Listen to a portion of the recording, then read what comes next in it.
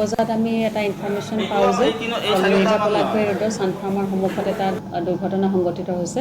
ঘটনা আমি খবৰ পোৱাৰ লগে লগে আমাৰ পলাকবাৰী থানাৰ এটা টিম ঘটনাস্থলীত উপস্থিত হয় আৰু তাত আমি দুখন বাইকৰ এক্সিডেণ্টটো হোৱা বুলি আমি দুখন বাইক আৰু লগত 5জন মানুহ তাত দেখা পাওঁ।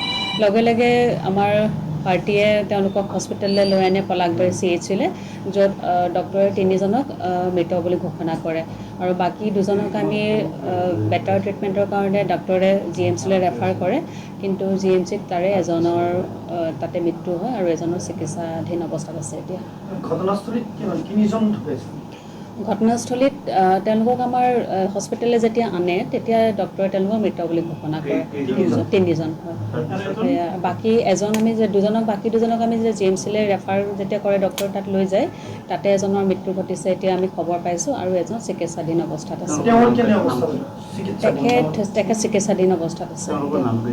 তেখেতৰ আটাইকেইজন ল'ৰা কম বয়সীয়া ল'ৰা আছিলে, 20, 22, 24, 25 বছৰীয়া ল'ৰা আৰু তাৰে দুখন বাইকৰ মাজত তেওঁলোকৰ দুৰ্ঘটনাটো হৈছিলে মুখামুখি সংঘৰ্ষ আৰু তাৰে এখন বাইকত 3জন আছিলে আৰোহী আৰু এখনত 2জন আৰোহী আছিলে।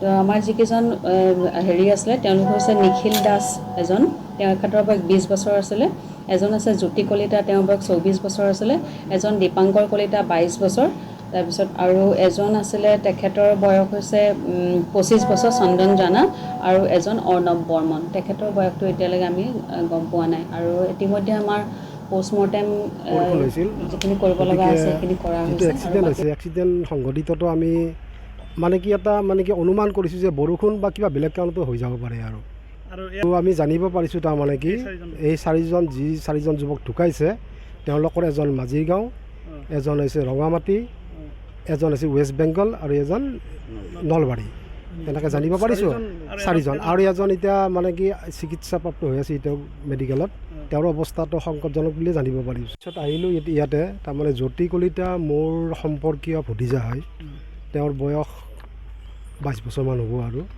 তেওঁ কিবা অলপ নিজে অলপ চলাৰ কাৰণে কিবা কিবি কৰে তেওঁ, কিন্তু শুনিলোঁ তাৰমানে কি ৰাতি মোৰ ঘৰৰ পৰা নিজৰ বন্ধুৰ লগত ইয়াতে ক'ৰবাত বিহু চলিছিল, বিহু চাব অহা বুলি শুনিছিলোঁ। তাৰপিছত ৰাতি 3:30 ঘৰৰ মানুহে মোটামুটি 4টামান বজাত খবৰটো পাইছে যে এক্সিডেণ্ট হৈছে আৰু তাত যুৱক ঢুকাইছে 3জন আৰু বাকী এখন বাইকত তেওঁলোকৰ বাইকখনত 3জন আছিল জ্যোতি কলিতাৰ আৰু এখন বেলেগ বাইকত 2জন থকা বুলি শুনিছিলোঁ। আহি এতিয়া থানাত সেইখিনি কথা গম পালোঁ। এতিয়া ইয়াতে আপোনাৰ বজাৰৰ পৰা বুলি কয়, বজাৰৰ পৰা যিখিনি লাখৰিৰ পৰা মোটামুটি ধৰক মিৰ্জাৰ ফালে 2 কিলোমিটাৰ আহিব লাগে আৰু সেইখিনিত এক্সিডেণ্ট হোৱা বুলি শুনিছিলোঁ ৰাতি 3টামান বজাত। তেওঁলোক আমি শুনিছোঁ তেওঁলোক ইয়াতে ক'ৰবাত বিহু চাব আহিছিল ৰঙামাটি ফালে ৰাতি।